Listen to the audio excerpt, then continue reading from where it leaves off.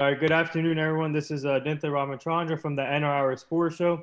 This is episode 871. I'm joined by a really special guest, Quintin Berry. He's a former MLB outfielder. Now he's a coach for the Milwaukee Brewers. He played for the Detroit Tigers, Boston Red Sox, Baltimore Orioles, Chicago Cubs, and the Brewers. So we're looking forward to this interview. And Quintin, I just want to say thank you for joining the show today. It's truly an honor. And first of all, how are you and your family doing so far? Well, thank you for having me. I'm excited to be here. My family and we are all doing great. You know, tough times with everything that's happening. We're blessed definitely to have good health and trying to continue that and hoping all the same for everybody else. But we're doing well. We're hanging in there. We're playing some great baseball. So it's an exciting time right now for us on that part. Yeah, before we get to your current team, I want to ask you about your journey and your career growing up as a kid. Obviously, you were born in San Diego, California. What was it like growing up as a kid there? And did you have any like role models growing up? And when did you start getting interested in the game of baseball? Yeah, I mean, I'm from Southeast San Diego. We talk about all the time from the area that I'm from. You think of San Diego, you think of the beach, you think of the palm trees, you think of the beautiful parts of San Yeah. Diego. But I'm from Southeast San Diego, the urban community there. And I was raised by a single mother in San Diego. And, baseball wasn't really my main focus as a kid. I was big into football and stuff like that. But over the years, getting into high school, I played with Adam Jones, Bruce Billings, a couple of other guys that made it to the big leagues. It was really good. And I think watching them in high school and seeing them get so much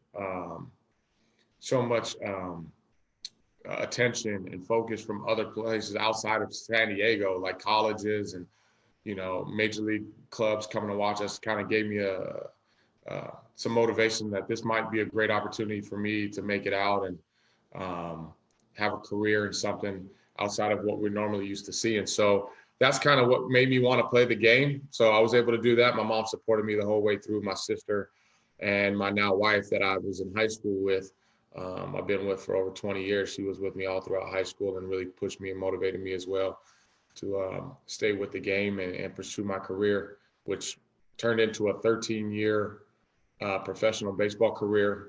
Ups and downs, being a part of 14 different organizations released. I tell everybody there's pretty much not a transaction I haven't been involved in. So, Wow. got to see a lot over those 13 years. Wow. Yeah. So speaking of that, and did you have like any? Did you look up to any outfielders back in the day that you liked to watch when you were growing up? Yeah, I mean, of course, the obvious Tony Gwynn, who's Yeah. from, he's from LA, but he was in San Diego for so long. Mr. Padre would always go to the game and watch him. He later became my coach, my mentor, like a father figure to me later in life. But as a kid, like Ken Griffey Jr., like everybody else, like Ken Griffey was like my guy. Yeah. So I found out about him, and he was, I found out we had the same birthday. So I felt like we had a small connection there, even though I've never talked to him. But you watch the way he played when I grew up in the '90s and stuff like that. All the stuff he was doing, man, it was unbelievable. So he was a huge role model and somebody that I looked up to as a kid. Yeah. Actually, we had Tony Gwynn on the his son on the show last month. Junior, Yeah. yeah, Yeah. Tony Gwynn Jr. Yeah, that was awesome to talk to, and he's a great inspiration, and now he's doing great stuff with the Padres. So. yeah, he's like a brother to me, man, and that whole family, Anisha, all of them, Mrs. Gwynn, they're like some of the best people. And like getting to know them when I was young and just seeing who they are and how big of a status they are, but they were the most humble, kindest, open their hearts and their arms to anybody and everybody. Like was a huge piece of my life and helped me in my career. And like I said all day long, like they all helped me be a better husband and a man, getting to know that family. It's unbelievable.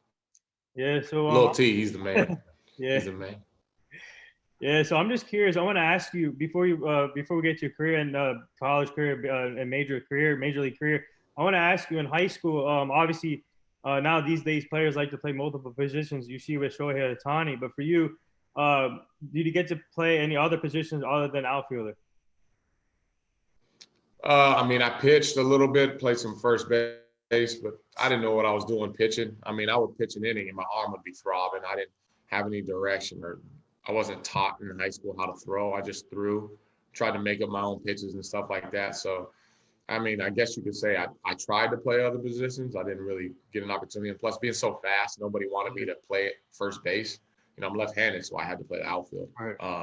Or first base. But, you know, being fast, everybody felt like, you know, you shouldn't be stuck on an island playing first base or pitching if you could run. So I got to do all that, but I played 3 sports in high school. So I felt like that's where I got my fix as far as my athleticism and being able to do multiple things. So, but as far as baseball, just outfield was the main spot. Yeah, so now getting to your college career, what were the main things as an outfielder that you learned in college that got you better, that prepared you for the MLB draft? What were the main things that you learned in college? Yeah, so Tony always told me like the biggest thing was I was just so raw playing on pure athleticism. He was trying to teach me the game and how to prepare yourself and slow it down, seeing things happen before they actually happen, and making smart decisions and what you need to do with the baseball once you have it, understanding runners, stuff like that. Like that was like huge for me, like looking deeper, not just being an athlete in the outfield, chasing down a baseball and getting it in as quickly as possible, but understanding situations, personnel, teams, you know, the way guys played, and understanding what was the important role at the time at hand and what to do. So he was a huge part for me, just learning the game and situational thinking. So now I want to get to your draft experience. Obviously, you got drafted by the Detroit Tigers, and you made your debut in 2012. But what was it like feeling like getting your name called, waiting waiting with your family, and once you got your name called, what was it feeling like getting drafted by Detroit? Well, I got drafted originally. I was drafted by the Phillies. That's why I got drafted by. I didn't make my debut until 2012 with Detroit, but I got drafted by the Phillies in 2006 in the 5th round. And I'm a firm believer that like I was grateful. I was super happy for the opportunity to play professional baseball, but to be as real as possible. And most people will tell you this. There's usually only one person that's really happy at where they get drafted, and I think it's like the first pick overall. I think everybody feels like they should go a lot higher than they did. Everybody values themselves so much higher. I know I did, especially knowing who was in the draft. I was in my my agent at the my agent's office, John Boggs' office, and I would always, I'll say for here on out, man, I would recommend nobody does that. Never sit around and wait for your name to get called because it's a terrible, miserable feeling, especially if you have to wait. But like I said, everybody thinks they should go higher if you draft.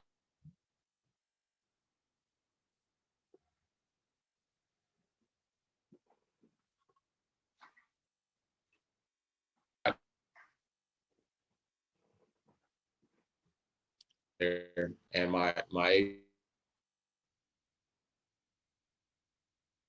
what's important in getting out there and playing baseball and getting to the big leagues. So that was my main focus. As soon as I got drafted, I was ready to go, sign, get out there as soon as possible, and start my career, because I knew the quicker I'd start, the quicker I'd hopefully get to the big leagues. That ended up being the case because it took me a while, but it was a bittersweet thing, but definitely grateful to have the opportunity that not most people get a chance to get drafted and play professional baseball.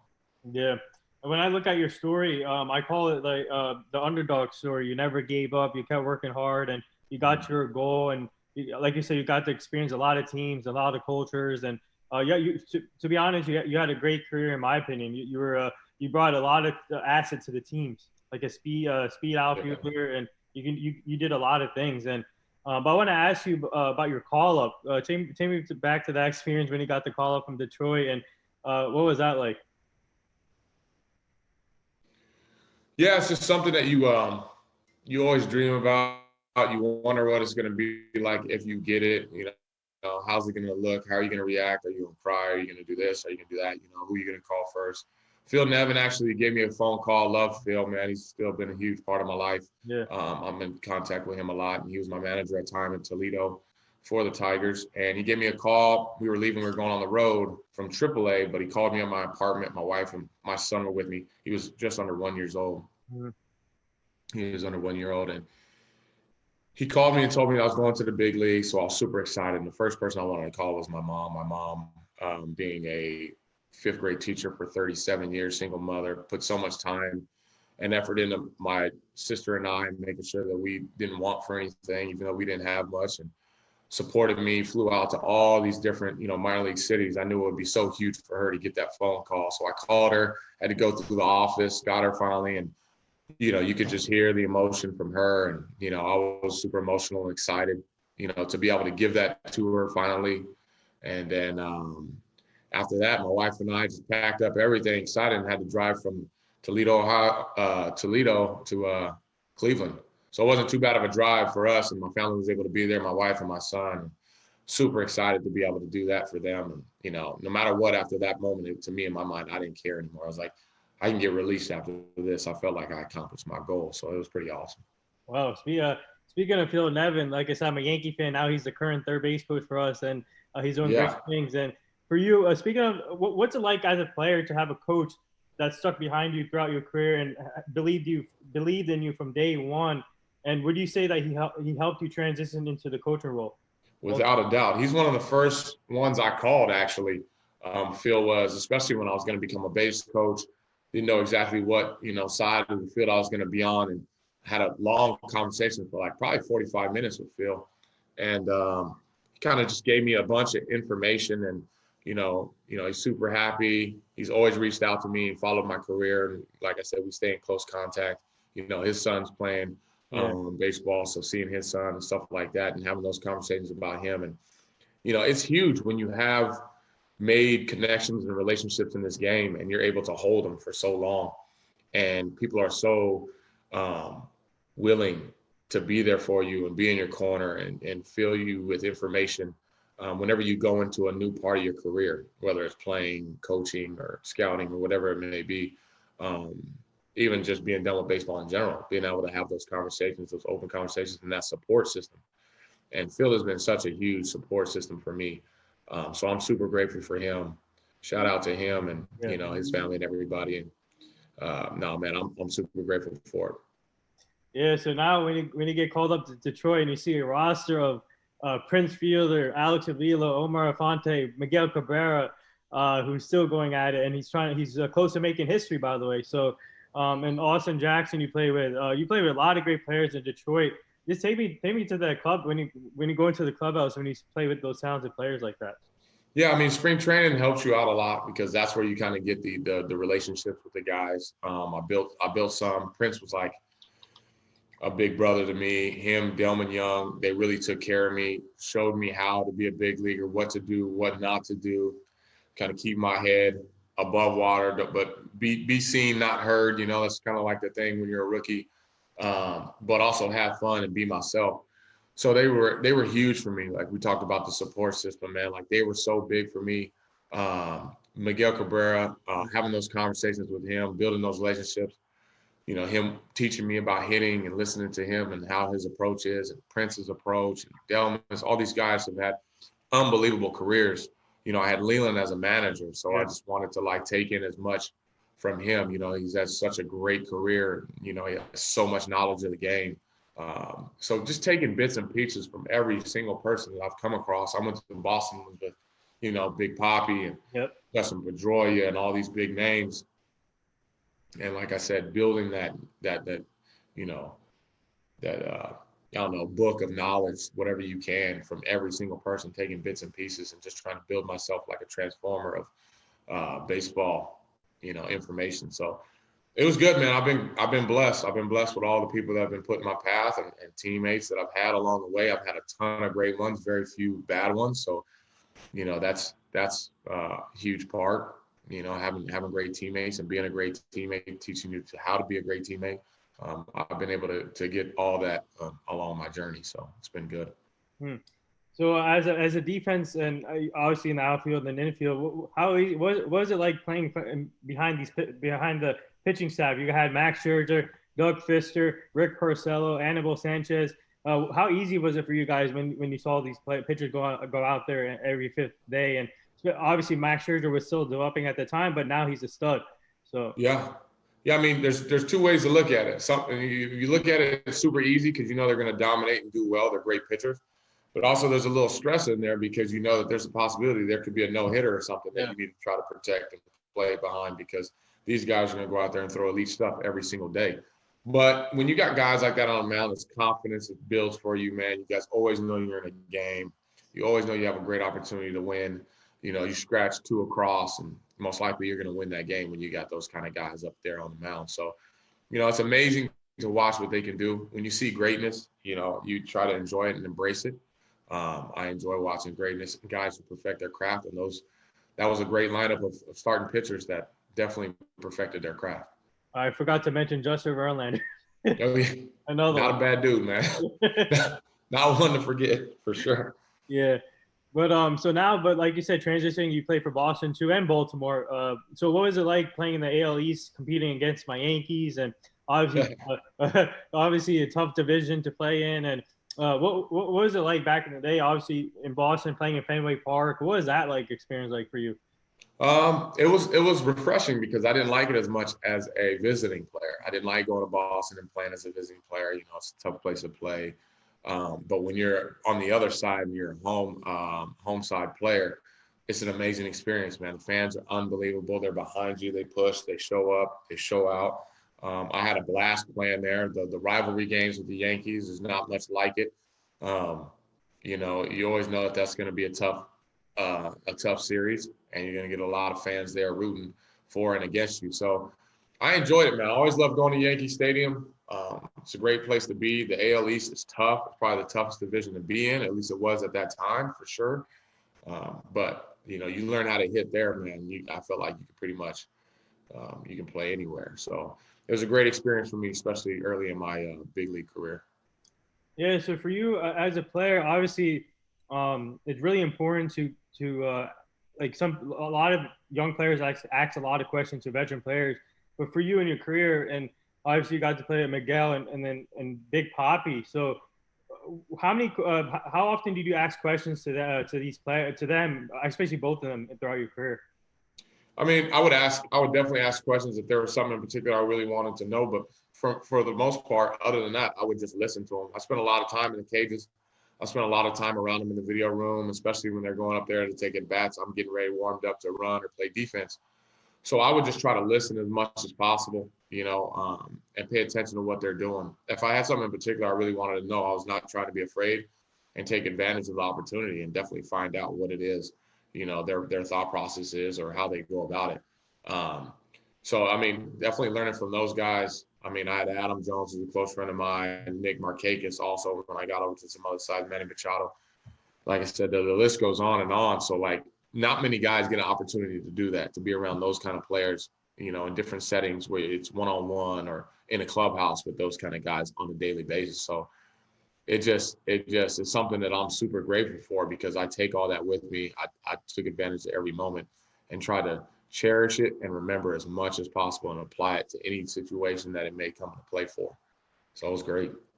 Yeah, and also not only Baltimore and Boston and Detroit, you also play for another great or historic franchise, Chicago Cubs.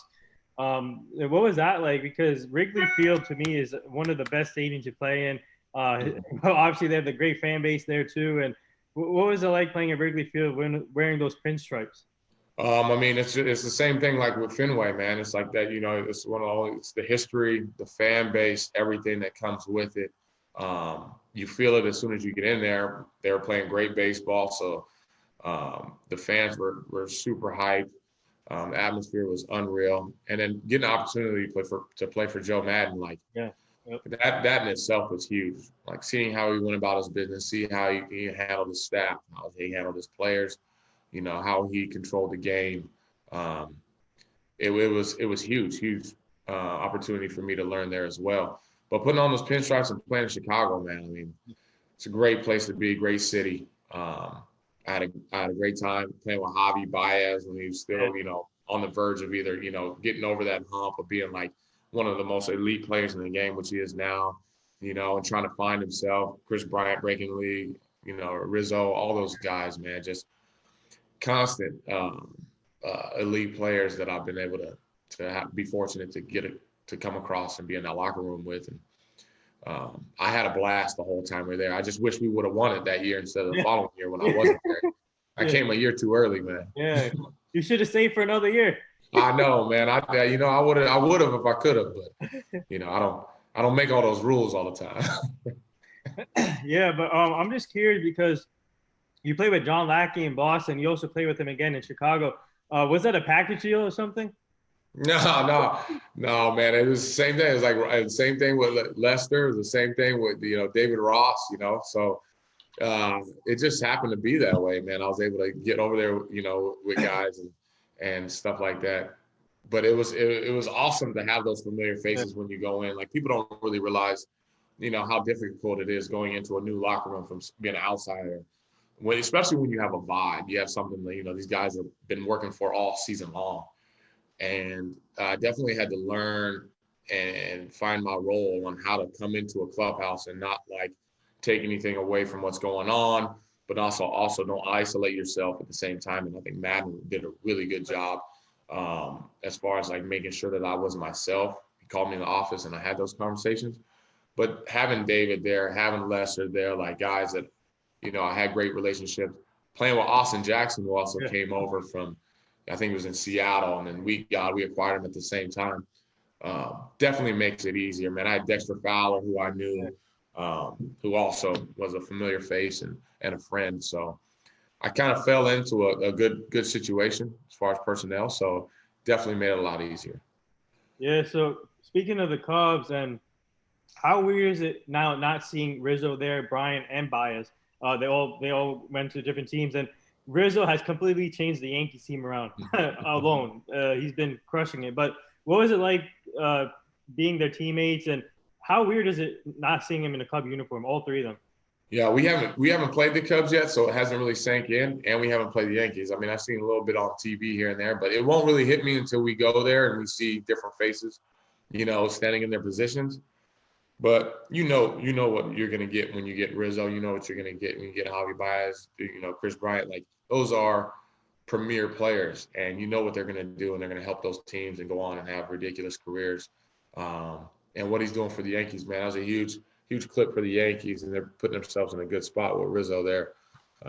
Definitely, I don't know what's going on with Voit and everything with him, man. He's a great player too. It's a great problem to have, but. It's good to see that they're able to go out there and compete for something still towards the end of this year. Yeah, Void is still injured, I think. So is he okay? Yeah, Okay. we need him back too. But for I want to ask you. Obviously, you ended your career with the Brewers, and what was it like just to end your career with the team that now you coach with? And this is a two-part question. So when you got to Milwaukee, what was that atmosphere like playing in Miller Park? And that's another great fan base and great team. And then after that, what was the process like getting that coaching job in Milwaukee? Yeah, I mean, I'd only been to Milwaukee one other time as a visiting player. I think it was with the Cubs. So I hadn't spent too much time here, but getting here in Milwaukee when we were going for the playoff push in September, the atmosphere is really good. Being at this stadium and having a dome and a roof and know you're coming to the field every day you're going to play, like it is an amazing thing. I feel like more stadiums need to have it. You understand, you're not playing with 1 foot in, 1 foot out all the time. If the rain's coming or it's too hot, like what the day is going to look like. You know what your schedule is going to be like, and it's an amazing feeling. All the guys love it. People love coming here. The fans are great, and when the team is going, it's an amazing. You saw what happened when the Bucks were going through the postseason. Yeah, congrats, by the way. Congrats. Yeah, so we're excited, man. We're going to try to do it for them as well. But coming here, I felt like even though I was trying to prolong my career, I think this was something I did that, it was the shining star, to be like, it's not about you playing. This is about building relationships for the next step. And I got to know this organization. I got to know the front office. I got to know the coaching staff throughout, not even just the big leagues, but the minor leagues. And then when I knew before that season that was going to be my last season, 2018 was going to be my last season when I signed back. I said, this is where I want to be. I want to be with an organization that has great staff. I can be myself. I'm comfortable. They know who I am. They know what is important to me, and they're going to allow me to be myself. And they've let me do that when I coached in the minors as a rover coordinator for outfield base running. And Council has done the same thing when I came up here to the big leagues. He hasn't tried to knock anything down. He's let me be myself, and we just have a great system here and great personalities, and it's a great environment to be in, and I'm definitely happy I made the decision to come here. Yeah, and so now, what's it like now transitioning from your baseball career? Obviously, you got to play with great players, great team, and then play underneath great managers, and worked hard every day. And so, what's it like now transitioning from a player to a coaching and relating your story and helping these players out now grow? Um, it's awesome, man. Like I said, I don't have to worry about trying to get hits anymore, so I'm excited about that. I tell everybody, I sleep way better now than I ever did when I played because I don't have to step in the box and try to worry about keeping a job in that sense. But I have a blast, man. Being here and being around the guys and going on their journey with them and through all the struggles and having success. It's an amazing experience to be here and go through it with them and give them that little bit of reassurance. Like, I've been there, I know where you're at. Keep focused, stay on it, kind of get them out their own way and give them a little freedom to play. I will say this: I'm more tired now than I am when I played because I spend more time at the field as a coach than I did as a player. You're there all day long, and I love every bit of it. But you're definitely wears you down a lot more as a coach than it did as a player. Yeah. Speaking of coaching, what do you like about the new wave? I kind of like this because now you have Ramon Santiago from Detroit. He's a coach. For you and Julio Bobon, who is in the minor league system for the Yankees. Yeah. So what do you like about the new wave of former outfielders or former infield or any kind of former young player that retired and that are getting a chance now to coach? I think it's awesome, man. I think it's huge. I talk to Julio all the time. We talk all the time. He's a good friend of mine, Ramon Santiago. I love seeing him over there. I think there's so much in this game. There's good pieces to everything. I love the analytics. I love all the stuff that we have, the information that we have in this game.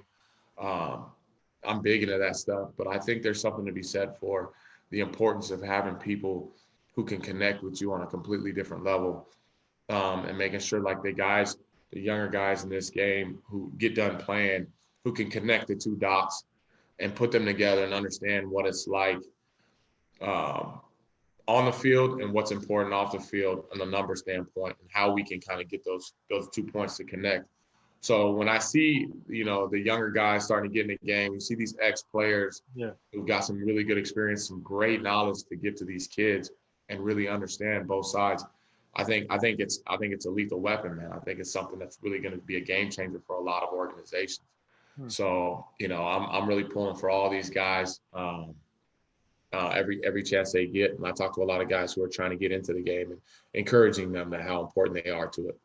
Yeah. So before we get to this year's roster, I just want to ask you for example, first base coach, third base coach, how tough is it for you guys when to send a runner or not to send a runner? Because sometimes you guys can make mistakes, but when do you guys know? Do you guys have like a clock thing, or how do you guys find? I mean, obviously you look through the whole field and see how the thing is going, but how hard is it sometimes for you guys just to send the runners? It can be difficult at times, but for the most part, you have an idea. Situation will kind of come into play, where we're at in the game, who it is, of course, running. There's a lot of stuff that comes in with pitcher tendencies, what they like to do, pitch counts, what do they like to pitch. They have a high percentage breaking ball in certain counts versus certain batters. All that goes into play. There's so much information in this game. There's so much video that you get to watch and see what a pitcher's tendency is when he has to make a pitch, when he doesn't have to make a pitch, if he's trying to be quick. Sometimes we don't want to go on a guy who's trying to be quick or trying to do something because hopefully it gets us better pitches to hit because he's not executing his pitch the way he wants to because he's so worried about us. That's like the main goal. Make him so worried about us that they give us better pitches to hit. So if we don't need to, we're not gonna pressure them unless they're pretty much giving it to us or the situation, calls for it. So we've done a pretty good job. We're going to run into some outs. That's expected. Counsel has even said it, and David and Matt, we've had that conversation. We're going to run into some outs. We don't want to make the same mistakes too often, but staying aggressive, making sure the guys have a good idea. They're informed with the information, and then they trust it. they see it work and they want to keep doing it. So it's been fun. It's been fun getting a part of this team and watching these guys get more and more aggressive as the months go by. Yeah. So speaking of this roster, I was watching MLB the show in the morning with Robert Flores and Lauren Shahadi. I was watching the show this morning, and they mentioned your team up there. They said they predict the Dodgers and Brewers in the NLCS this year. I'm not putting any pressure on you guys. I'm just saying it. But speaking of this roster, man, what a crazy trade deadline it was. I think it was the most historic deadline I've ever seen. But moves come off, on and off. You guys made a great move at Eduardo Escobar. You got big addition, and you got Willy Adames before the trade deadline too. So, what's it like to have those two type of players and personalities on the team? And as a Yankee fan, I didn't want to face Willy Adames because this guy can hit the ball. He can play anywhere. But what's it like to have him and Eduardo Escobar to be added to this team now? Oh, man, it's been amazing. You're talking about great personalities that come in right away, and they're infectious, man. They're infectious in such a great positive and energetic way that it makes your team better. I think, like I said, our front office has done an amazing job. We've had so many injuries here. Yeah. We brought in Jackie Bradley this year. We've had guys step in, and the mindset has been, next man up all year long. We've had a lot of changes in pitching. We've had injuries there, just dealing with different obstacles all year long. But adding these guys has been huge. Rowdy coming in there, he's had some great games for us. Just hit a game-winning 3-run homer for us the other day. He's been awesome. You're always afraid when you're playing well, bringing more guys in. You don't know what it's going to do to an organization, to a locker room. Is it going to, when things are going good, can this guy help us, or is he going to break us? And we haven't had that, man. We really haven't. They've done such a great job bringing in the right personnel, the right pieces. It's pretty impressive, man, what they've done, honestly. Like, everything hits. I feel like anything they do is going to work. Yeah. Like, if he's coming in the locker room, it's going to work. So it's just been awesome, man. And they're having fun, and they're so easy to love. I think the fans love them, and we're all excited having them. Willie is taking off. Esky's doing a great job, too, as well. But just like I said, man, just so many pieces that have come in here that weren't here in spring training that have made such a huge impact on and off the field. So it's awesome, man. I'm super excited to see whatever happens next. You never know. Yeah, and this is a two-part question. Obviously, Christian Yelich is not having the same year that he had before, but he's still a great player, and he's having a big impact on the team in other ways. And for you, what have you guys told him to adjust, or has he made any adjustments to his hitting, or because obviously Christian Yelich, obviously one of the great players, but do you know the reason why he's having a down year this year? I don't do any of the hitting stuff, but I just know when you're a premier player, man, you got a lot, you know what I'm saying, of info on you. Like, guys are going to work hard. He's also walking a ton. Like, guys don't really pitch to him. They don't give him the opportunities. The thing about Yelly that I love so much is, like, it's only a matter of time. Yeah. Once his bat gets going, man, he's going to carry us, and carry us a long way. So it's better late than never. He's been dealing with stuff, and he's ran into a couple things that have kept him off the field for us. So there's not been much consistency there. Once he gets that, man, everybody knows that once it gets clicking, it's going to be such a huge part for us. And our offense going down the stretch, the lineup looks completely different when he's in there. Everybody feels his presence. Jason Land, our third base coach, he talks about it all the time. He says he's that batter that when everybody's at the concession stands and he comes to hit, you'll leave everything you're doing to make sure that you can get over there and watch that man hit. So we're all waiting for him to get back on that field and feel healthy and carry us the rest of the way. So we're excited for it. And the next part to this question, this is the best part is your rotation. I love it. Corbin Burns and Woodruff, and you have a great 1-2 punch, and that bullpen with Josh Hader. You guys have a nasty bullpen. And Corbin, is that one of the best stuff you have seen in a while from a pitcher? Yeah, I mean, it's been good. Like you said, I've been able to be around some pretty great pitchers and see some pretty good stuff with Verlander, Max Scherzer, and Lester, and all these guys. So, when you see guys dominating lineups and guys not having much opportunity, and being at first base too, Coach and I get to talk to the first baseman all the time. And they're like, man, this dude, like, how do we get to miss this guy? Like, is there a chance that we can hopefully next time he comes in, I hope he's not pitching next time. So what he's doing to the psyches of the other team. And, Woody and Freddie Peralta's had an unbelievable year stepping up and doing that. Now Lauer's coming into the mix and doing his thing.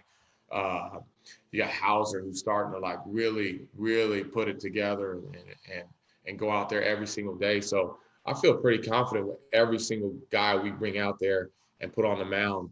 And then you get it to that back end bullpen. And that's what it takes. Every winning team that I've ever been on, you give it to that back end bullpen, this game is over. And that's what these guys have been doing. And they work hard. And they, Hookie and Carsey, our pitching coaches, have done a great job with them and making sure they're staying on their game and knowing the importance and what's all riding on this season. Everybody's in, man. It's awesome, man. It's an awesome feel. Everybody's excited. Everybody's in and doing their job. And if we do that, it's going to be a tough team to beat. So if they want it to be LA and the NLCS, it will be LA. It doesn't matter who it is. If we do our job, it doesn't matter who it is. Yeah, your team. I love the way you guys play, man. The Brewers are they need to get more respect, in my opinion, in baseball. So yeah, it's all good. Don't need it. Only thing we need is a trophy at the end. You can give us respect or not give us respect, but if we get that trophy, it is what it is. Yeah, so speaking of the stretch run, what are you guys most looking forward to starting tomorrow? Like you said, you guys have a 17-game run now. It's get down to business. So what are you most looking forward to finish the season and get ready for the playoffs? Nothing, man. Just staying healthy, like making sure that everything falls in the line. We don't want to, we're getting towards the end, but we still got a lot of baseball left to play. So, don't want to look at the schedules. Don't want to start paying attention to other teams, what we're doing. Just take one game at a time and keep doing exactly what we're doing. I think that's the main focus, getting some guys back that have been out for a little while and get some consistency there. But just keep playing the ball that we're playing. That's all we can do. Don't change anything. Have fun. Be exciting. Don't be boring. And go out there and energize up the city of Milwaukee. So that's our plan from here on out to the end of the season, whenever that is. So now we do this fun little segment on the show. It's called the rapid fire segment. You ready for this? All right, let's do it. All right. Kawhi Leonard's laugh or Kevin Hart's laugh? Kevin Hart's. Favorite food? Mexican. Funniest teammate?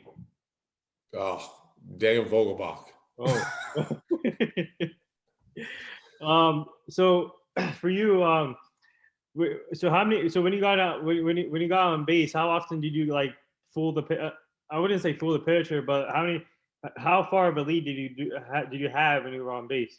It was like a 3.5 step lead, judging off of whoever the pitcher was and how good his move was. So usually about 3.5 steps is what I would normally take, and then adjust from there. Your best moment as a player? Walking my son on the field when we won the World Series. Oh, nice. Yeah. So speaking of that World Series, what was that? Take me to that experience and winning that World Series, getting in that ring, and where do you keep that ring, by the way? Oh man, I keep that thing locked up, man. I don't tell nobody where it is, man. It's locked up, but no, it was an amazing experience, man. And when you're in your World Series, it's awesome because you're a part of a team that's the best in the world. Yeah. So you I don't care what nobody says. At that moment in time, I'm one of the greatest players in the world. I don't care how anybody else wants to say it or feel about it. Can't say nothing. I'm in a World Series. I'm one of the greatest players in the game right now. So it's an amazing feeling. You soak it up, man. You just see everybody's face, man, the expressions on their face to know that you finally did it. Like, I am at the mountaintop. Yes, you want to get to the big leagues. You want to play for a long time, and then you want to be a champion. So you just see that relief, that like, it's excitement and relief at the same time to say, like, I checked that box, man. Now I am a champion. So there's nothing like it, man. And you're a rock star the whole way through the World Series, man. You're an absolute rock star. You want to know what it's like? You're a rock star for about a week. And to be able to win it for Boston for Boston fans, and with Big Poppy, Johnny Gomes, Ellsbury, who eventually played for us at some point. And so what was it like just to win it for the city in Boston? It was awesome, man. And, they were super excited because they'd never won at home or something like that. Like, it was the first time they won at home. I mean, I'm from San Diego, so we never won. So, they've won over the last few times, but it's a great place to be. They love their sports so much. They're going to come out and support, and they're die hard about their team. So it was a great experience, man. And the guys took it in, and they did such a great job. Like, making it like almost theatrical. You know, when you got Johnny Gomes on the team, it's going to be theatrical. You got Big Papi, you got, you know, like you said, Ellsbury. Mike Napoli, you got Mike Ellsbury, you got these guys. Napoli was awesome, man. They had the bearded brothers. You know, we had a blast with it. So we try to enjoy every single moment of it, and the city was live the whole time. Did you have a nickname throughout your career? Nah, just Q. Everybody just calls me Q. Yeah. So speaking of, all right, let's get to the Bucks. Obviously, you're a big Bucks fan, and what was it like? What was it like seeing the Bucks winning the first title since 1971? Finally made it happen in Milwaukee. And what was your guys' reaction? Where were you at that day when it happened? I was at the apartment watching it with my wife on FaceTime and my kids, because when they were here, we would watch all the games together, all throughout the playoffs and stuff. And you know, we watched NBA a lot back home. So we watched every single day. So I came home on the last game, game 6. We knew we had a pretty good shot coming home and having it here to win it. So I was on the phone with them and watching it, and my kids are screaming the whole time, and we had a good time doing that. You know, going outside, we saw how it was, everybody down by the stadium. I wasn't going down there, man. I heard it takes you like 3 hours to get to the bathroom if you get down there hanging around with all those people. So I decided to do it from my own comforts of my own home. But the city was amazing, man. You know, like I said, when you're watching them go through it and you see what's happening with the city and how excited they are, it makes you want to go ahead. All right, we're next. Yeah. So hopefully that's how we do it. Yeah, the Deer District, man, one of the best fan bases, and that stadium is tough to play in because Brooklyn had trouble playing in that stadium, and what's it like for especially Giannis getting a lot of criticizing and doubt for him for missing free throws, but he did it. He made it happen. He made his free throws, and now he's a champion. He proved everyone wrong. And you got Chris Middleton. What a great story he was, a D-League player. Now he's a champion. What's it like just seeing a new wave of NBA teams, just to seeing a new team winning a championship now? Yeah, no, I think it's huge, man. I think it's huge. You know, we've seen the same story over and over and over again with who's been going to the finals and stuff like that. And, you know, I'm a big Warriors fan. And, you know, they gone for a long time. It was nice and refreshing to see somebody that not everybody, you know, had on their radar to win it. Like you said, Giannis just completely did what he had to do from the free throw line. He was unbelievable, lights out from the free throw line, and did what he had to do there. And then Middleton every game was putting up at least 30 points or something like that. And, you know, he's sweating all over the court, not taking any minutes off. So it was fun, man. We were able to go to one of the games, my wife and I, to one of the playoff games in the semifinals, and just being there and watching these guys. And we watch them all the time on TV and stuff like that. So to be able to be there in the atmosphere, I understand why it's tough to play at that arena, man. It's not easy. It's loud. It's a great atmosphere for the home team, and to see them win it and change the game a little bit and show that you can do it without having, you know, LeBron James or Steph Curry or one of those guys. I think it's huge. It gives everybody else a little bit something to look forward to next year in the NBA season. And I think the one piece they're going to miss is PJ Tucker, who went to Miami and he brought a lot of defensive value to the team. And PJ Tucker, man, this guy is a dog on the court, and they're going to miss him, in my opinion, because Miami's getting a great player in PJ Tucker. No, there's a lot to be said that people don't realize. Role players, guys with experience and instincts, and how they can affect the game. He's one of them. You know, you have those guys, and you know, you hope to get one when the time is right. And Milwaukee did a great job in acquiring him and putting him on that team, because he was definitely somebody that put him over the hump, you know, defensively and all the things that he does and motivating that team and bringing that energy every single game. He doesn't have to wow you on the stat sheet, but he's a game changer for sure. All right. I don't know if you're up to this, but I have a challenge for you. So when the season comes back, and if you go to a Bucks game again, you need to challenge the Packers guard in a beer contest. No. I can't do that, man. Ain't no chance. He can have that one, man. Ain't no way, bro. I can't. Christian Yelich did that once, I think. I saw that. Yeah, he tried. I talked to him about it. He said it was terrible. Yeah, so speaking of, so now, would you say this was the craziest trade deadline you ever seen? And what do you like the change now? With what was the reason of a lot of player movement this trade deadline? Well, they changed the way you can acquire people from waivers and stuff like that. You can't really do it unless it's a non-40-man player. Anything after that, and I think there was a loophole that allowed you to still be able to trade after the deadline. They completely did away with it. I also think the fact that there's not a 40-man roster in September, like it's limited now, you're going to see a lot more movement in that time because you can't really after that. So I think it was great, man. It was interesting. It was like a soap opera every day. You didn't know what was going to happen. It brought a lot of attention to the league, and it forced a lot of hands. Like, you have to make a decision early. You can't sit around and wait. You have to, like, now's the time. So I liked it, man. I liked it because it kind of forced some people out a little earlier than expected.